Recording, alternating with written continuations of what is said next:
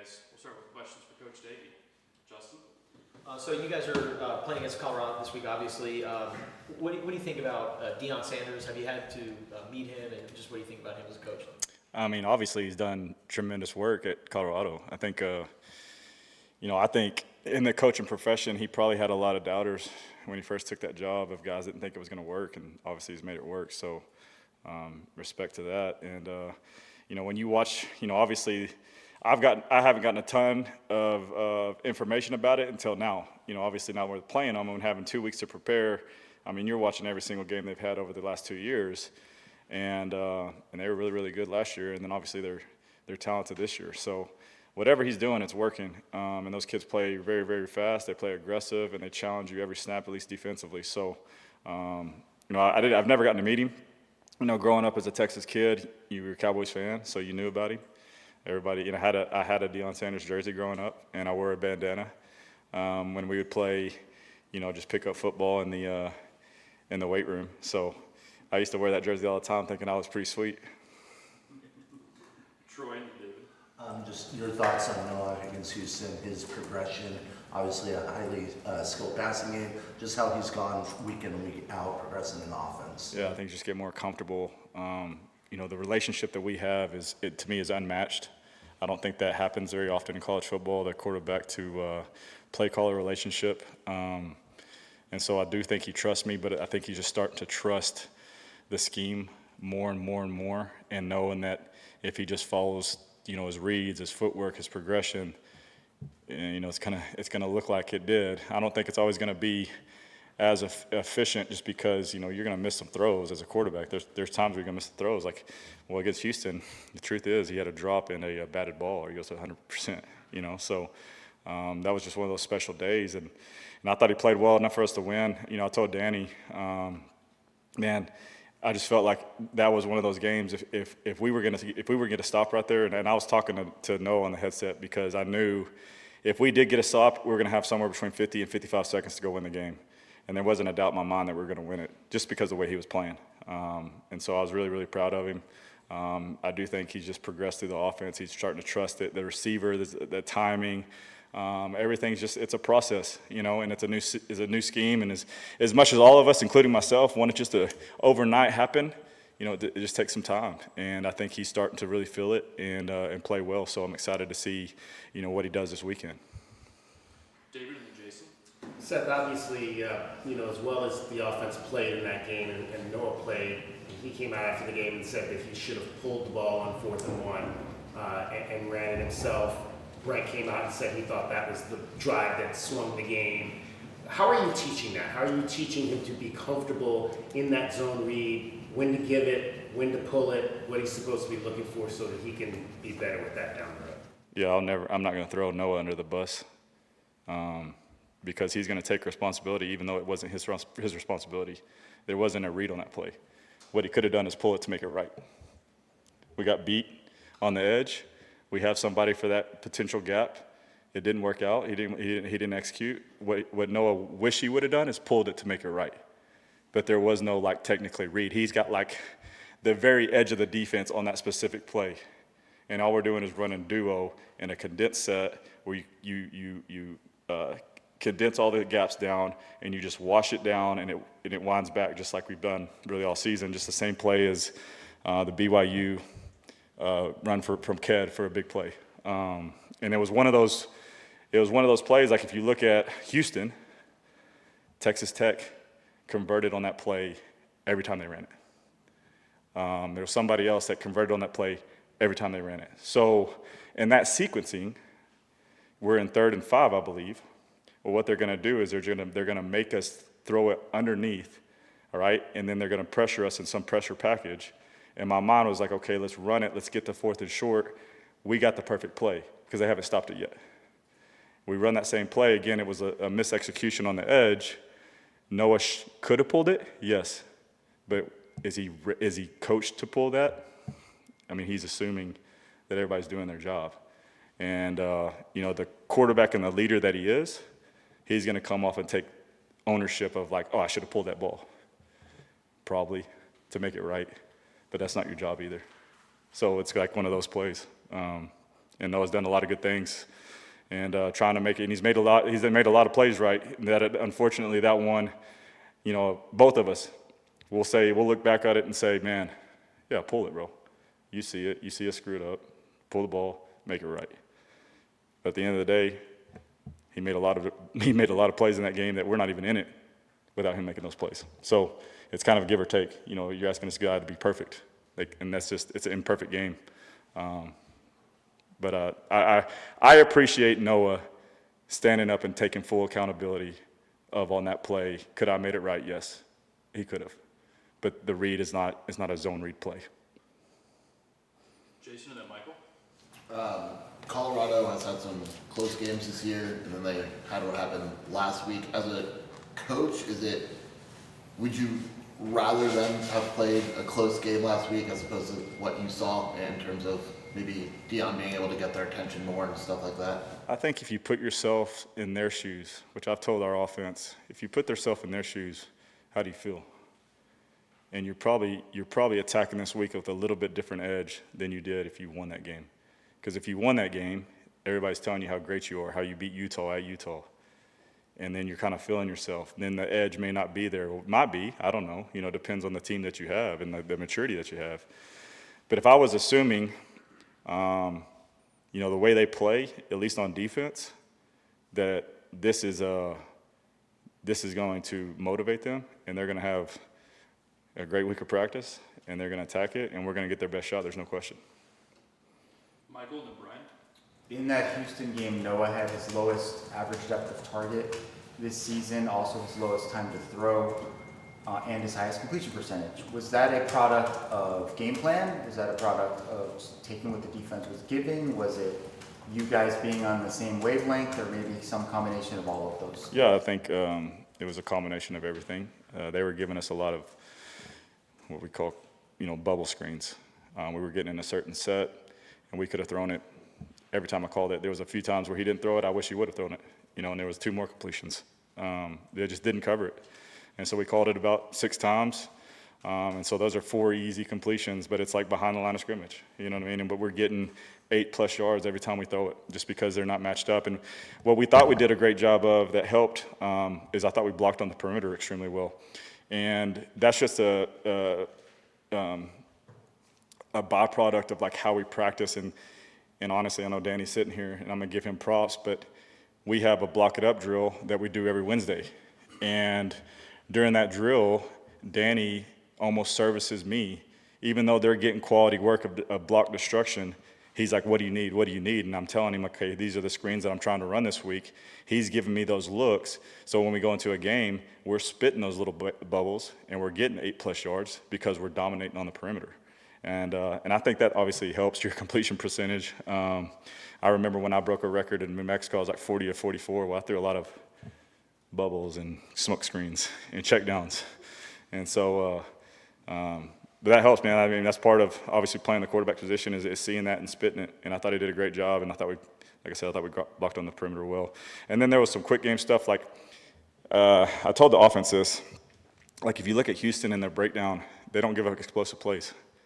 There was minimum explosive plays, and that's the structure of that defense. I didn't want our guys to feel some type of way, so I didn't say it to the staff. I didn't say it to the kids. I said, we're going to go attack these dudes. But knowing in my mind, like we're going to have to put some drives together. And like you saw that we had to put like 13, 14 play drives together to go score. Well, that's strictly because of the structure of that defense wasn't going to let you get behind them. And there was a few times where I felt like we could have, that we had dialed up. Whether it be a pressure issue or, a guy losing up front or, no one not seeing it, whatever it is, I thought we could there was a couple chances we could have gotten behind them. Other than that, we were going to have to take the quick game, the check down, the stick routes, all that stuff just to move the football. Brian and then Justin.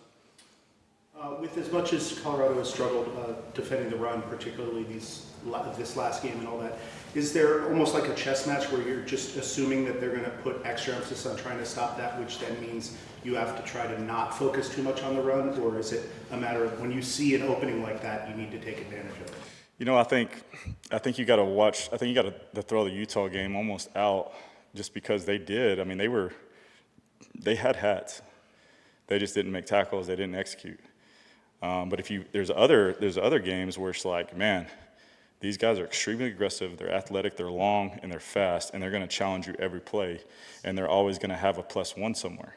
So, it's one of those things like, yeah, you can see it on paper, and you can see there's cut-ups where it's like, yeah, let's go attack these guys on the ground. But also there's times where it's like, man, they'll choke you out too, because they always got somebody around the ball. And so we got to be obviously strategic on how we attack it.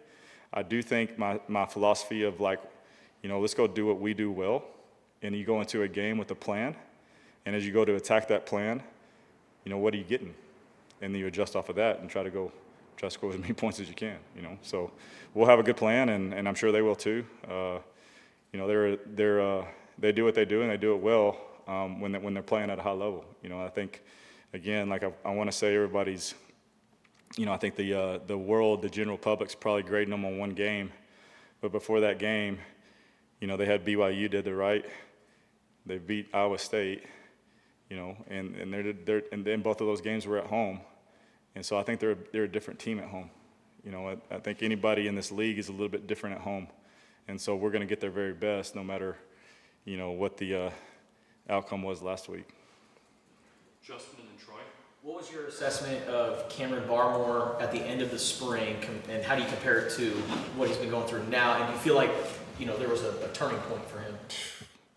That dude has made an unbelievable leap from when you're talking about the end of spring until now. I mean, even up until the end of fall camp until now. Just because, and I don't know, actually I do know, you trust the process. And the process of developing a player, and you trust your coaches.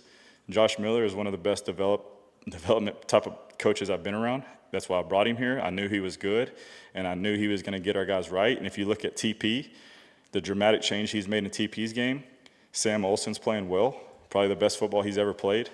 And then Cam, we took him before I hired Miller, knowing that he was going to be a project.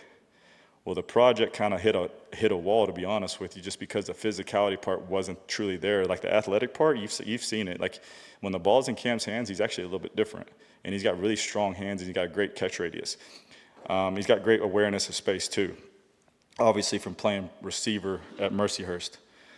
But the one thing that he lacked up until like probably game 3, as we really started showing it, was the physicality part. And now you turn on the tape and you're like, whoa, who's that? Like, I don't know if y'all remember this, but we were trying to convert a first down late in the game against Oklahoma State, and we throw a little screen to him on the edge, and instead of running out of bounds, he lowers his shoulders and tries to run through somebody. Well, you didn't see that until now. And then this past game, where it was a pretty physical battle against Houston, that dude held his own, and he looked like he belonged. So I'm super, super proud of him. I mean, he just trusts the process. He trusts his coaching. He practices every freaking day as hard as he can. He gets coached hard every single day, and he just takes it and owns it and fixes it. I mean, this guy is just, he's what you want in a tight end and honestly in a teammate, and we're excited that he's here. I mean, there might have been a time where I'm like, I don't know if he'll ever play for us, but I'm sure glad he's here now. And I'm so glad, and I'm so proud of him on the strides that he's made to become really a player in my mind. Like he's somebody that you have to, that you got to account for, because he's long, he can move, he can catch, and now he's showing the ability to block somebody. Okay, he can be on the field. Fair to say he's probably one of the most improved players on the offensive side of the ball. No question. There's no question. He's one of the most improved players.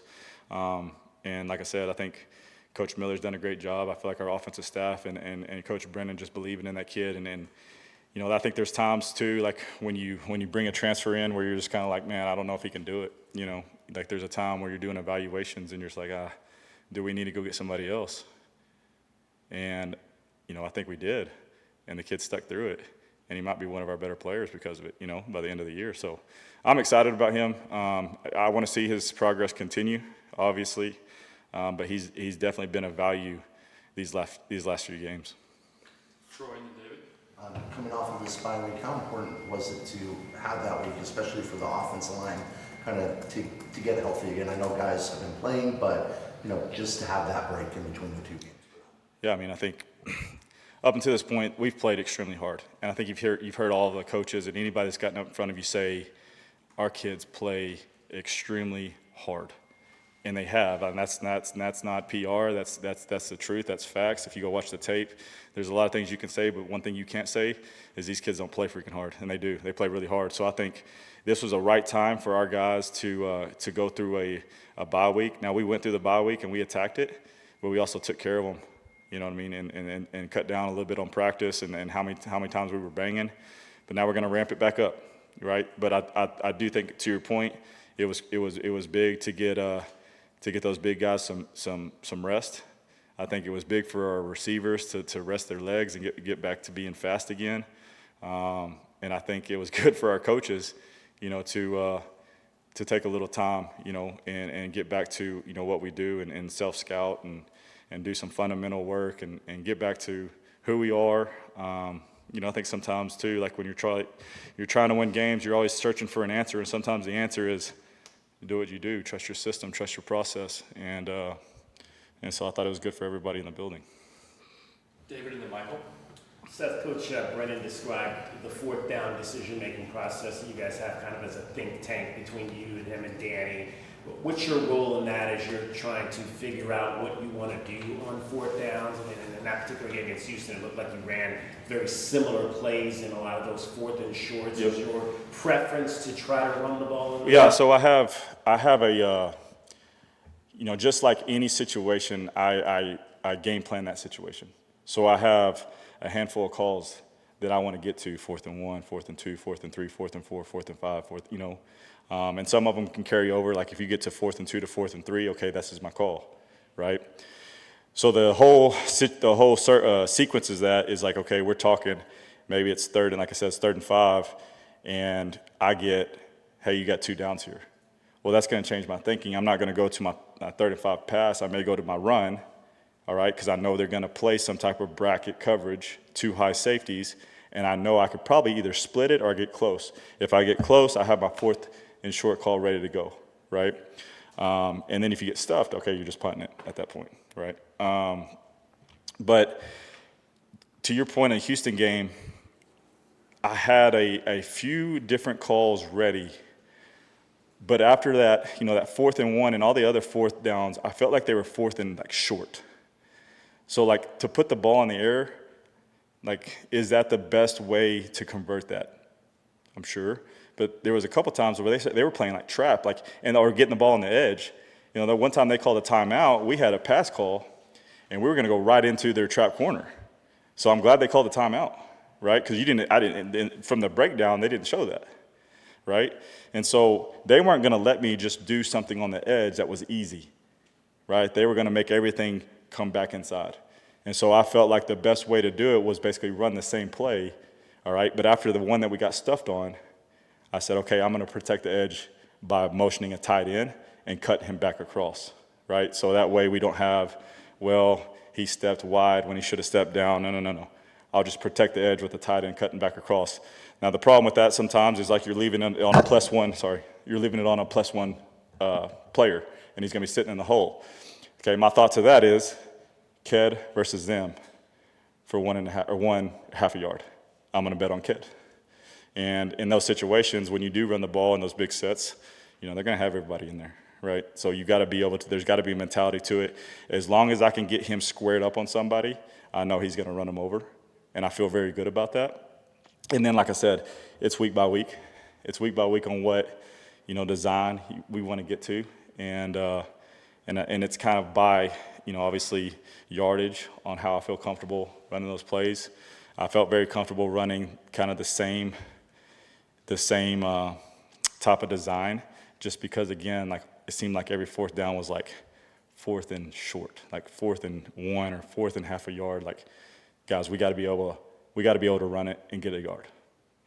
Besides trying to throw an incompletion or putting it on the edge and get tackled for -2, like I'm just go right down the middle and put the ball in Ked's hands and let him go do what he does. Is he your best short yardage guy? I think so, just because of the weight he carries behind his pads. You know, I think all of them are physical, but Ked just has a little bit more he carries just a little bit more weight and power when he's coming straight downhill at you. And I don't think he's ever going to get hit and pushed back. I think the one that, we got hit on, it became, if we do the job right, it came from the side. So you get hit behind the line of scrimmage on the side. Yeah, there wasn't a ton of movement, but if we cut that off, we're not getting hit to the side. Ked's gonna find a seam, and he's gonna find a yard, right? And so I feel very comfortable putting the ball in his hands, and like I said, it just comes down to the situation, and then obviously it's game plan to see what they've done, if they have done anything on 4th and short or 3rd and short, or even on the goal line, like what are they getting to, and what's the best way to scheme that up, as well as like what do we do well too, right? I don't want to put a magic play in there that we've never repped, but one or two times through the week. Next thing you know, you're trying to go execute at a big time moment that doesn't give you the best opportunity to convert, which I felt like we've done a great job so far. I think there's a handful of times like on 4th down that we didn't get it, but for the most part, us going on 4th down has been an advantage for us all year. It's just that one time that it was a big time moment we didn't execute. So we'll get that fixed. We'll finish up with Michael and Lindsay. You're in this situation where you guys have lost 2 really close games against really good teams. There's kind of 2 ways you can look at it, right? You're frustrated that you lost, but maybe you're encouraged because you're like on the brink. What is your sense of just how the team has responded to that state of affairs? I'm super proud of these kids. I think we have great kids. The team vibe is extremely high.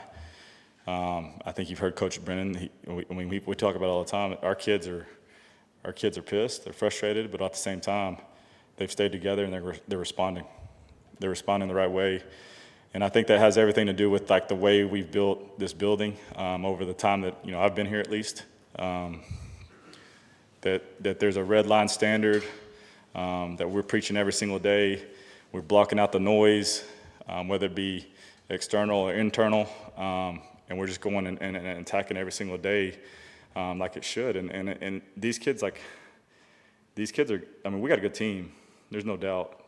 You don't play BYU to 2 OTs, and you don't play Houston to the final play of the game if you don't have a good team, right? Like you've seen it. You've seen people play BYU that are considered like front runners for the Big 12 championship. You've seen Houston play teams that are front runners for the Big 12 championship, and they either beat them handedly, or it was tight. And I think in this league, and I've talked to Coach Brennan about this, and we've said it to the team, is in this league it's any given Saturday. I mean, you can have great prep, which is needed because that gives you an advantage. But whoever shows up with the most discipline and details on Saturday wins that game. And because there's a lot of good football being played in this league, and nobody's really bad. And so. And everybody. There's obviously some teams up in the top of the league that have extreme talent, and then there's everybody else that's just, man. If you can get going and you create some momentum, it's gonna be a long night. So I'm excited where we're at. There is no moral victories. Danny G's said that multiple times, but we are encouraged by the play that we have, and if we can find a way to finish those tight games. I mean, we're 2 plays away from being 6-1. I mean, that's pretty. Again, I don't want to take that as like we're not 6-1. We're not 6-1 at all.